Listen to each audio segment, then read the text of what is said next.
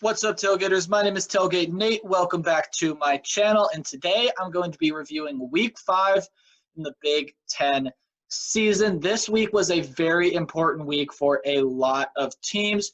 Two huge matchups in the Big Ten that will greatly impact the race for the Big Ten championship. And now seeing these games play out, we have a better idea of who's going to be making that Big Ten championship game. But before we get into those, as a reminder, Maryland again was dealing with COVID problems. So the Maryland Terrapins and Michigan State Spartans did not play this week, as Maryland is still dealing with some COVID cases. We hope Maryland can get back on the field soon, but as for Michigan State, they got a tough one slated next week, unless COVID happens to impact them as well. But Michigan State slated to get back on the field next week. We'll have to see how Maryland does with their COVID situation. But it is not looking the best for the Maryland program. I do wish them the best of luck. This is a really exciting team to watch. Hope they can get on the field soon. On to the Friday night game. The Purdue Boilermakers and the Minnesota Golden Gophers played in a close one in which neither defense could really get off of the field. Your final score was 34-31, and I feel like Purdue should have won this game. There was an offensive pass interference call that should not have been called against, I believe it was the tight end, going out for the pass, and just, I mean, there was no foul to be seen.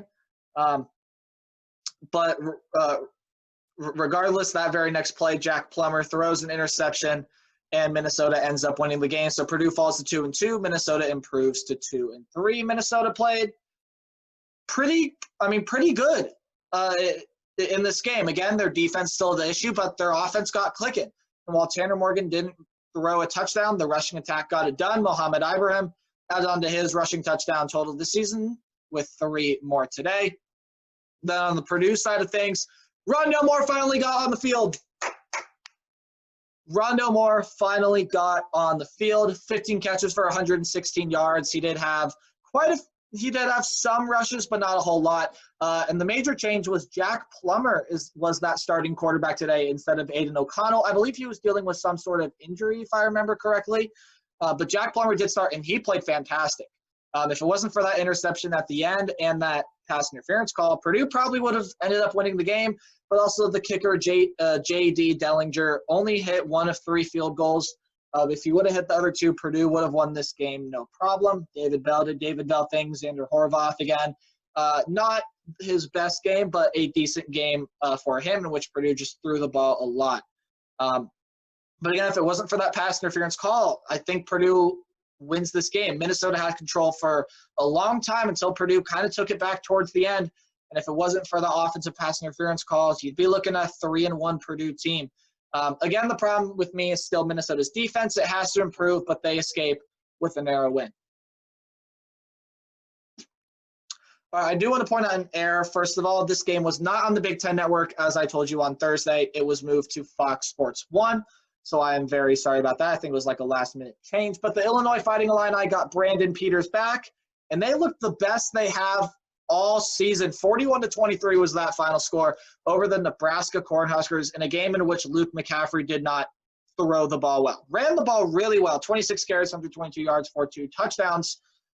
But 5 turnovers also really killed the Huskers in this game. The running attack was there for Illinois, 39 carries, 223 yards, 3 touchdowns, or the combined stats for Mike Epstein and Chase Brown. 2 of those touchdowns went to Brown, 1 went to Epstein. But again, 5 turnovers in this game for Nebraska, 2 fumbles, and Luke McCaffrey's 3 interceptions.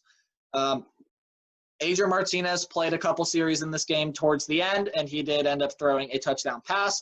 Wan'Dale Robinson was all over the field. But again, I keep coming back to it. Those 5 turnovers really did kill Nebraska in this game. If it weren't for those 5 turnovers, maybe this game would have been closer. Illinois capitalized off those turnovers. They look the best that they have all season. Illinois finds themselves 2-3 now with momentum building. And like I said, this Illinois team is not bad. This is a decent Illinois team, just they were not playing the best football. And now we are, in my opinion, seeing the true Illinois team. We saw the true Illinois team here today. Josh Bebe played amazing as well. But if you're Nebraska, got to fix that turnover problems. And Luke McCaffrey, you got to throw the ball better. Luke McCaffrey's going to be a really good dual threat quarterback. And you saw it with the run, but his passing game just has to improve. Nebraska got to clean up that turnover position if they want to get back on track. Illinois with a comfortable win against the Nebraska Cornhuskers 41-23. Ohio State fans were reeling in this game. They were up 35-7 at one point in the Big Ten game of the week, the first top 10 matchup within the Big Ten, and the top two teams in the Big Ten East. It was the Indiana Hoosiers and the Ohio State Buckeyes. Michael Penix, Ty Freifogel, what a connection that is. Indiana just couldn't get their running game going. You see their 16 carries for -1 yards, but their defense had 5 sacks. They had a lot of pressure on Justin Fields and forced him to throw 3 interceptions. Justin Fields, 18 of 30 for 300 yards, 2 touchdowns, 15 carries for 78 yards, and a touchdown on the ground as well. But 3 picks. This was arguably, or not even arguably, this was a de facto worst game of his career for Justin Fields. Still, though, threw the ball around a lot. Garrett Wilson, Chris Olave, 15 catches, 270 yards, and 2 touchdowns. Both of those go to Wilson. Not a lot of ball distribution in this game, but Master Teague was brilliant. 26 carries for 169 yards and 2 touchdowns. It was just Justin Fields just was making some poor throws.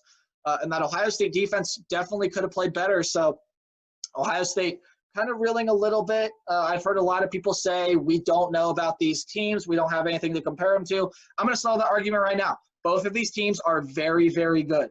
Both of these teams played a pretty good game. I think if you're Indiana, you played better than a lot of people expected. If you're Ohio State, you played a little bit worse than some people expected.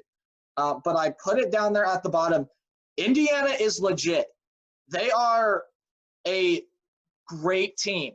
With Ty Freifogel has been amazing in the past 2 games. 423 combined yards in his past 3 games with 18 total catches and 5 touchdowns. That's the past 2 games. In this game alone, 7 catches for 223 yards and 3 touchdowns. Ty Freifogel is amazing. Watt Fillier is amazing. Stevie Scott, when he can get going, did it in this game, is amazing. Michael Penix is phenomenal.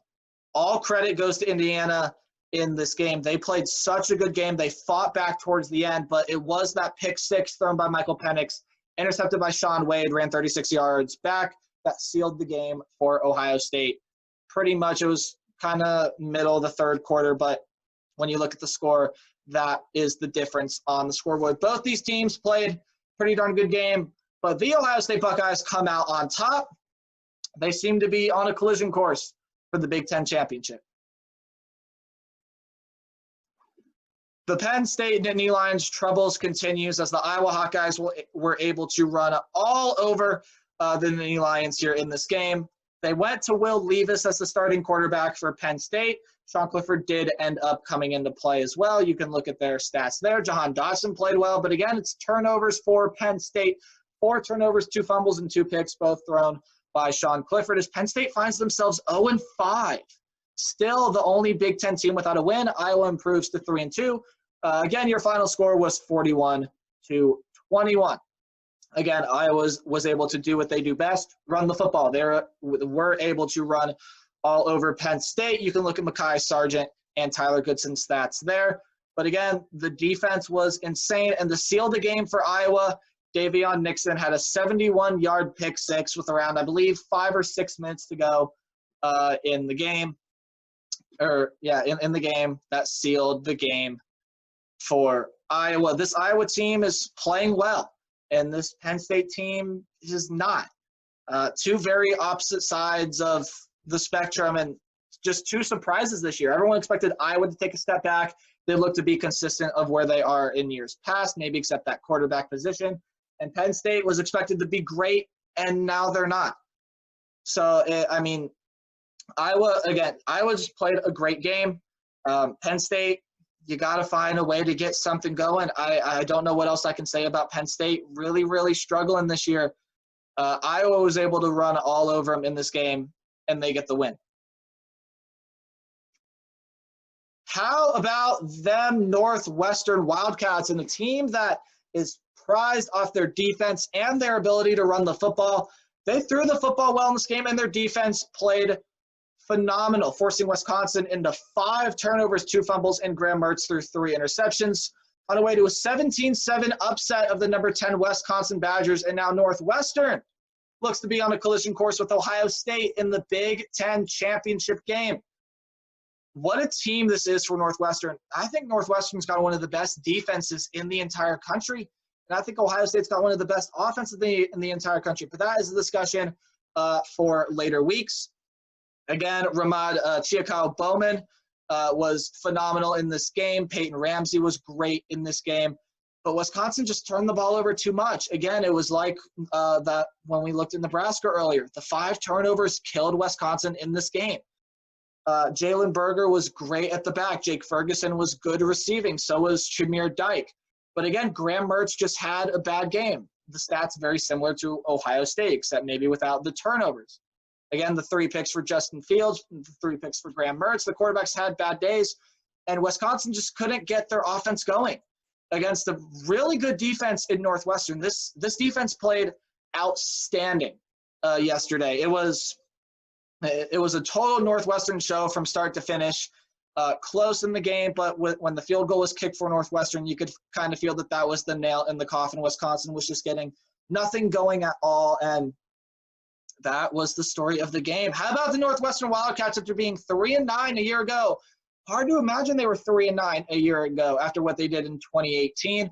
Look to be back on track with their 2018 self, maybe even better. Again, the collision course is set for Northwestern and Ohio State to meet in the Big Ten championship game. That's going to be an interesting game, but for now, Northwestern's got to look ahead. Don't have really a lot of tough games left. They beat Wisconsin 17-7. Michigan Wolverines and Rutgers Scarlet Knights in the Big Ten nightcap. This one was all Rutgers early on, but Michigan fought back, and it took 3 overtimes for Michigan to come out on top, 48-42. Noah Vigil just threw up a prayer to Isaiah Pacheco in the end zone, which I don't know why he didn't give Bo Melton a shot one-on-one with someone at the base of the end zone. Instead, they go to Isaiah Pacheco with 2 or 3 guys around him. And the difference for Michigan was Cade McNamara at quarterback, 260 yards, 4 touchdowns. Hassan Haskins rushed the ball well, 23 yards, 23 carries, 112 yards, and a touchdown. Cornelius Johnson was that leading receiver in the game for Michigan. And if you're Rutgers, again, you did everything right in this game. Shameen Jones, Bo Melton, Aaron Cruikshank all played really, really well. Isaiah Pacheco could have got going a little bit more. I put his stats on there as the leading rusher, but Rutgers threw the ball a lot in this game.